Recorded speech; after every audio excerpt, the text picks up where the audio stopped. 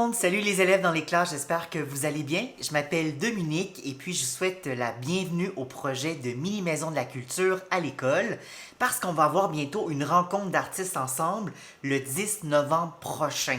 Donc, je suis bibliothécaire scolaire pour le CSSDM et c'est moi qui vais vous accompagner en fait pour cette rencontre d'artistes-là.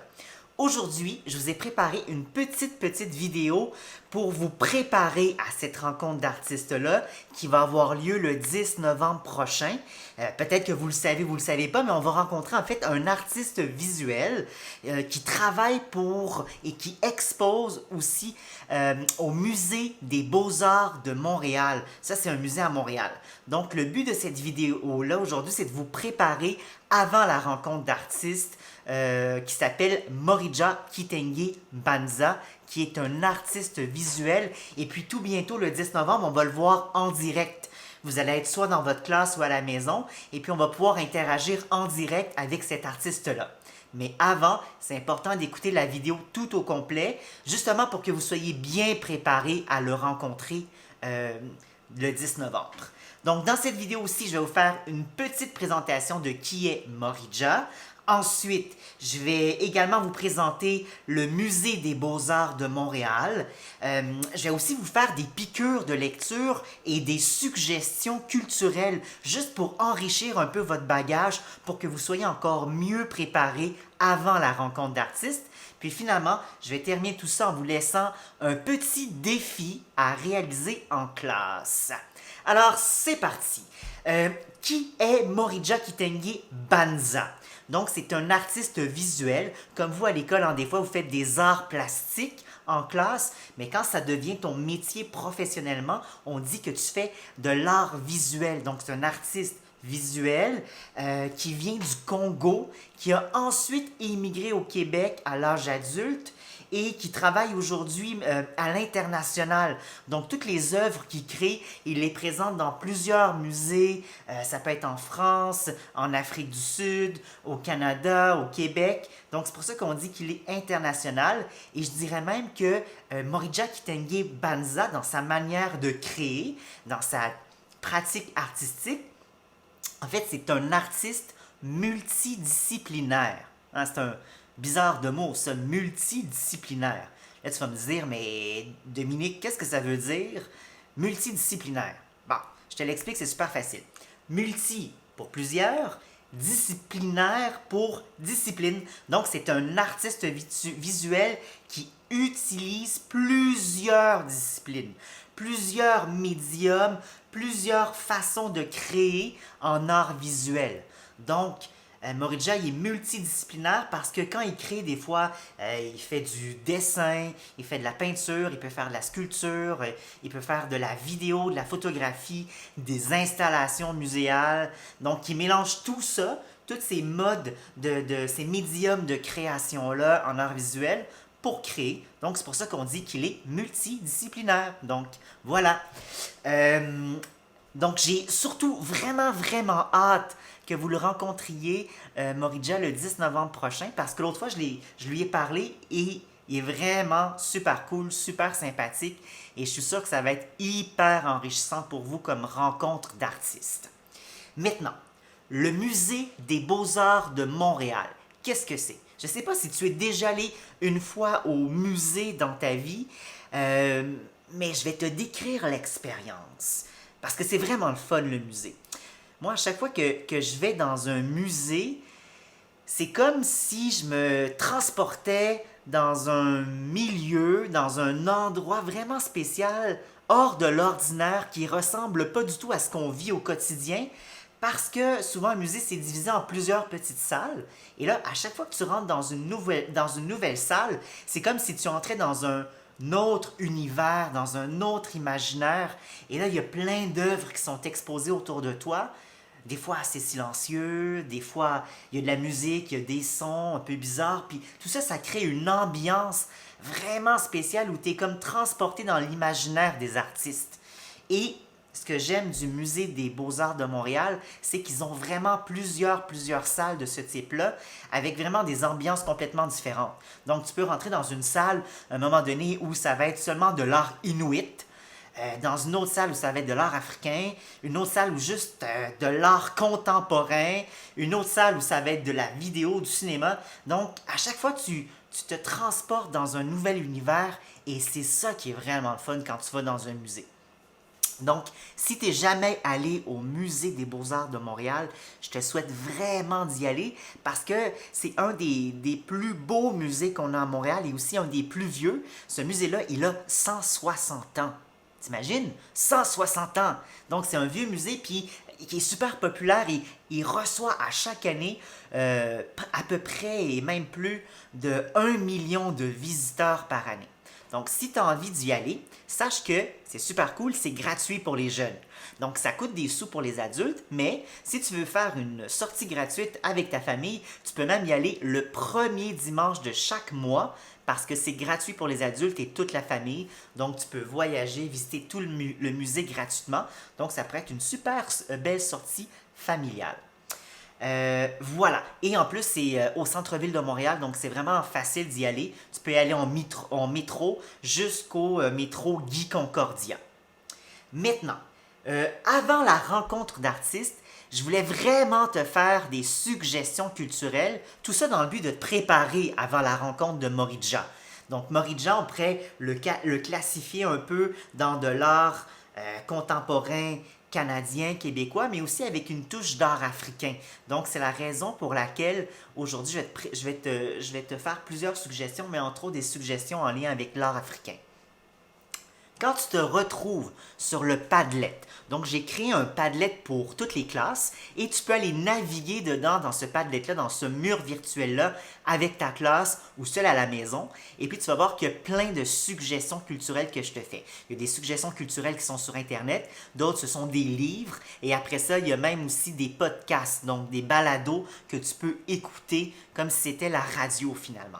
Donc, la première suggestion culturelle que je te fais sur le Padlet, c'est en fait un vidéoclip qui s'appelle Félicité. C'est un vidéoclip que Moridja a fait. Donc, Moridja chante dans ce vidéoclip-là. Et c'est ça qui est vraiment spécial parce qu'il est vraiment dynamique. Puis la chanson est vraiment bonne en fait. J'ai vraiment aimé cette chanson-là. Ça s'appelle Félicité. Et si tu regardes le vidéoclip, je t'invite aussi à porter attention à l'arrière de Moridja, le décor. En fait, le décor qui est utilisé, c'est certaines de ses créations. Donc, ça peut être super le fun de voir le contraste entre lui qui chante et puis le décor, ses créations qui sont à l'arrière de lui.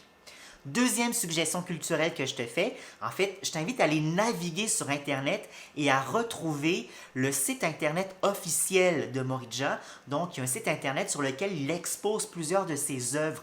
Donc, je pense que ça pourrait être une bonne idée d'aller fureter sur ce site Internet-là pour voir un peu à quoi ça ressemble sa création artistique avant de le rencontrer en vrai. Donc, tu vas voir, il y a des dessins, il y a de la sculpture, il y a de la photographie. Donc, je t'invite à naviguer, à te perdre un peu sur ce site Internet-là, juste pour t'imprégner des œuvres qu'il crée avant sa rencontre. Prochaine piqûre culturelle, suggestion culturelle, en fait, c'est des suggestions de livres. Donc, ces 3 livres-là que je te présente, tu peux les retrouver soit dans ta bibliothèque scolaire ou sinon dans les bibliothèques de la ville de Montréal. Donc, première suggestion, ici, je ne sais pas si tu vois bien le livre, donc ça s'appelle « Dessine et peint l'Afrique ». C'est un livre que tu vas retrouver dans la section documentaire et c'est vraiment un super cool livre. Donc, si tu es quelqu'un qui aime vraiment ça, les arts plastiques, tu vas vraiment aimer ce livre-là. Regarde bien l'intérieur. Ce que j'aime, c'est que ce livre-là, il va te faire plein de suggestions d'art plastique, de projets d'art plastique à faire soit à la maison ou bien en classe. Et tous ces projets-là tournent autour de la thématique de l'art africain. Donc, il y a vraiment plein de belles suggestions. À la fin, tu as même des patrons que tu peux utiliser. Donc, si tu es quelqu'un qui aime vraiment les arts plastiques et que tu as envie de pratiquer à faire de l'art africain, je te suggère ce livre-ci. Deuxième suggestion, toujours dans les documentaires, cette fois-ci, c'est un livre sur l'histoire de l'art et plus particulièrement l'histoire de l'art en Afrique. Et c'est un livre qui a été adapté pour les jeunes du primaire. Donc, si tu as envie d'en connaître un petit peu plus sur l'histoire de l'art africain, voici le livre « Art de l'Afrique, trésor d'un continent ». Encore une fois, ça, tu vas le retrouver dans ta bibliothèque scolaire, puis à la Ville de Montréal. Puis le livre est super bien divisé parce que il exploite plein de thématiques, puis il fait des liens avec des œuvres d'art africaines. Donc, par exemple, la thématique de la maternité. À un autre moment donné, c'est la thématique de grandir chez les petits Africains, les objets magiques, les masques. Donc, c'est vraiment un super beau livre à aller explorer. Maintenant, dernière suggestion de livre que je te fais, c'est davantage cette fois-ci un album d'histoire. Donc, c'est une fiction. Donc, c'est une histoire inventée et ça s'appelle Ma sœur étoile. Et l'auteur est Alain Mabankou. C'est vraiment, là, si tu aimes les histoires et te faire raconter des histoires, il faut vraiment que tu trouves ce livre-ci. C'est vraiment une super belle histoire d'un petit garçon qui est au Congo, qui habite dans une famille assez pauvre. Ils ont une maison vraiment un peu...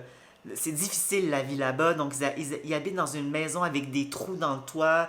Des fois, quand il y a de la pluie, quand il pleut, il est obligé de dormir avec son imperméable, ses bottes, parce qu'il y a des trous dans le toit, puis ça lui coule dessus la nuit. C'est un petit garçon qui avait une sœur, mais il n'a jamais rencontré sa sœur parce que elle est morte avant sa naissance à cause d'un maléfice particulier, d'un mauvais sort. Elle est morte et le petit garçon, ben, il se sent un peu seul et des fois le soir, il a de la misère à s'endormir, il fait de l'insomnie. Donc là, il sort dans sa cour et il observe les étoiles dans le ciel et à un moment donné, il se rend compte que une de ces étoiles-là, elle est vraiment beaucoup plus lumineuse que les autres et l'étoile se met à lui parler. Et en fait, c'est sa grande sœur qui est au ciel qui lui parle et qui l'accompagne le soir pour l'aider à s'endormir. Elle va lui raconter des histoires, elle va lui dessiner des moutons dans le ciel, comme dans l'histoire du Petit Prince d'Antoine de Saint-Exupéry, parce qu'elle sait que son petit frère, elle aime beaucoup cette histoire-là. Bref, c'est comme une histoire d'amitié entre un petit garçon et sa sœur qui est dans le ciel sous forme d'une étoile. Donc une histoire super poétique, super belle, avec vraiment des belles illustrations. Donc vraiment à découvrir si tu aimes ça, les histoires, les albums d'histoire, Ma sœur étoile. Maintenant, vraiment, on s'en va ailleurs dans la suite de mes suggestions culturelles, toujours dans le Padlet. Je te suggère ensuite d'aller voir sur Internet le site Internet qui s'appelle EducArt. Donc, c'est fait par le Musée des Beaux-Arts de Montréal, spécialement pour les classes du primaire. En fait, c'est un musée virtuel. Ce qui est vraiment cool, c'est que tu peux y aller avec ta classe et là, vous sélectionnez, vous êtes en quelle année, par exemple, troisième, quatrième année, et puis là, vous allez vous visiter certaines œuvres qui appartiennent au Musée des Beaux-Arts de Montréal, qui ont été sélectionnées spécialement pour vous. Et là, il y a même des activités en lien avec chacune de ces œuvres-là qui sont présentées et que tu peux faire en classe avec tes amis. Donc, vraiment, si tu as envie de faire une visite virtuelle du Musée des Beaux-Arts avant la rencontre de Moridja, ça peut être une super belle suggestion. Et maintenant, ma dernière suggestion, et non la moindre, super le fun aussi, c'est un balado. Donc, c'est un balado, c'est quelque chose que tu peux écouter comme à la radio. Et c'est gratuit.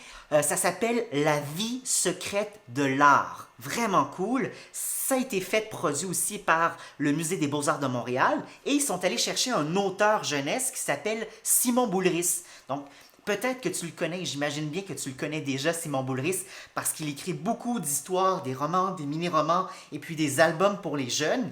Et en fait, le musée sont allés voir Simon Boulris, puis ils lui ont demandé, est-ce que ça te tente de nous écrire des petites histoires sous forme de balado? Ce qu'ils ont fait, c'est qu'ils ont présenté une œuvre d'art qui fait partie de la collection du musée. Et là, ils lui ont dit, Simon, regarde bien cette œuvre-là et inspire-toi de l'œuvre pour inventer une histoire. Donc, il y a plusieurs courtes petites histoires que tu peux écouter comme à la radio qui s'inspirent en fait de certaines œuvres du Musée des Beaux-Arts de Montréal. Donc, ça peut être un autre moyen aussi d'explorer l'art visuel et de faire un lien avec la littérature. Donc, j'espère que mes suggestions, que tu vas les apprécier et que ça va bien te préparer avant la rencontre d'artistes. Et juste avant de te laisser, super important, j'ai un défi pour toute la classe. Donc, un défi à faire sur le Padlet avec toute ta classe. Il est bien expliqué pour les profs dans le cahier pédagogique. En fait, c'est un jeu qui s'appelle le jeu du journaliste et de l'interview de l'artiste. Donc, je vais vous demander de vous mettre dans la peau de journaliste. On va faire semblant que vous êtes des grands journalistes et que vous devez préparer des questions à poser à Morija Kitenge Banza. Donc, en équipe, toute la classe, les journalistes habituellement, ça se prépare avant de faire des entrevues à la télé ou pour les journaux. Donc, ça fait des recherches. Vous allez devoir faire une petite recherche en allant sur le site internet de l'artiste, Morija Kitenge Banza, sur internet. Et là, je vais vous demander d'aller observer toutes les œuvres qu'il y a sur son site internet, particulièrement la section où il y a des dessins, de vous en imprégner, de regarder qu'est-ce que ça vous fait comme émotion, quelles sont les ressemblances, différences entre les œuvres. Et après ça, en classe, tout le monde ensemble, vous allez élaborer les 3 meilleures questions d'entrevue à poser à Morija Kitenge Banza.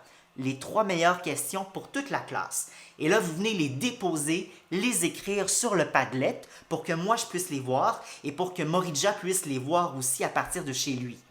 Donc, super facile pour déposer des questions sur un Padlet si vous ne l'avez jamais fait.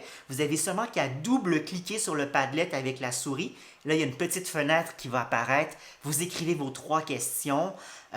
Puis dans le titre, j'aimerais ça que vous mettiez le nom de votre école, votre classe, en quelle année vous êtes, et puis le nom de votre prof. Comme ça, moi, ça va m'aider à savoir d'où viennent les questions.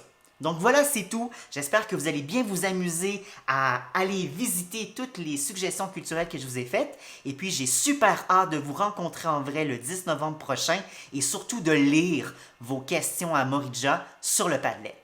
Bye bye tout le monde, je vous souhaite une bonne journée. Salut, à bientôt!